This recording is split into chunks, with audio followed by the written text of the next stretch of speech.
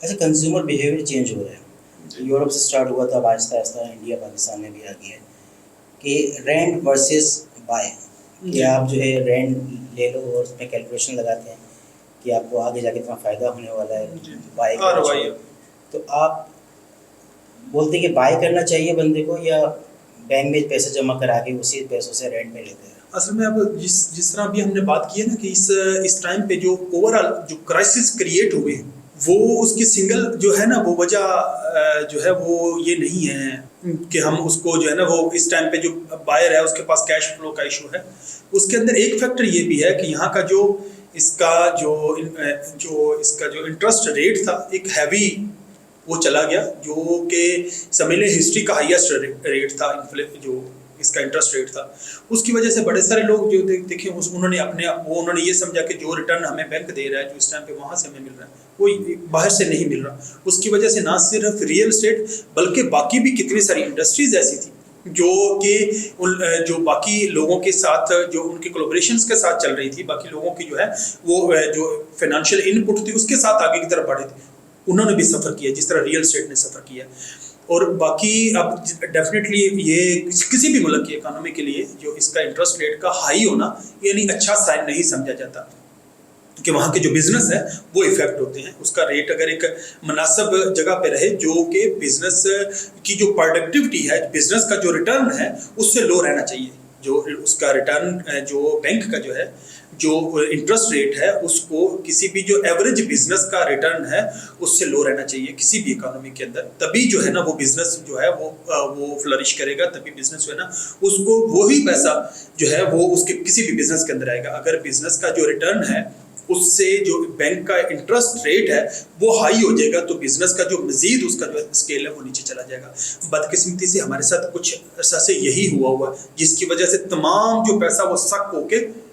जो बैंक के पास चला गया। अब जो हम भी उम्मीद कर रहे हैं कि जिस तरह अभी ये चीज़ें चली हैं अब वो टूटना शुरू हुआ है, 19.5 पे आ गया, तो अल्लाह करे कि ये मजीद नीचे की तरफ अगर मूव करता है जैसे ये इसको जो एक्सपेक्ट कर रहे हैं तमाम तर जो बिजनेस एक्सपर्ट्स हैं वो समझ रहे हैं कि ये 15-16 के उसके अंदर आ जाता है तो ये इससे बेहतर जो है ना वो हमारे बिजनेस जो है वो रिटर्न दे रहे हैं, तो यकीनन वो पैसा मूव करेगा फिर बिजनेस के अंदर। अब हमारा जो जिस तरह अभी आपने कहा जो कंज्यूमर बिहेवियर को आपने आरओआई के साथ जोड़ा, रिटर्न ऑन इन्वेस्टमेंट के साथ उसको जोड़ के, तो उसको देखो कोई भी शख्स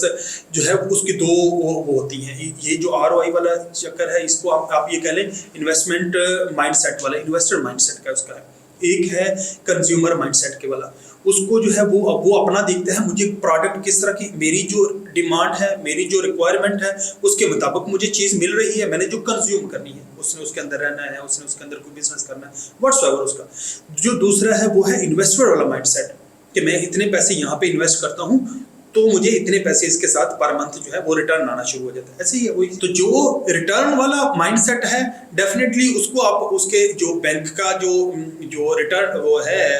इंटरेस्ट है उसके साथ आप मेयर कर सकते हैं। अगर उसको बैंक का जो इंटरेस्ट है चल रहा होगा रेट उससे कोई 2 पैसे ऊपर दे रहा होगा कोई भी पर्सन जो है वो कोई भी अदारा जो दूसरा, तो डेफिनेटली वो जो कंज्यूमर वो जो बंदा है जो आरओआई पे ऊपर बिलीव रखने वाला है, जो उसके ऊपर इन्वेस्टमेंट, तो वो डेफिनेटली उसके पीछे भागेगा जो उसको 2 पैसे बैंक से ऊपर, वरना उसके पास बैंक चूंकि उसके पास स्टेट की गारंटी मौजूद होती है तो वो फिर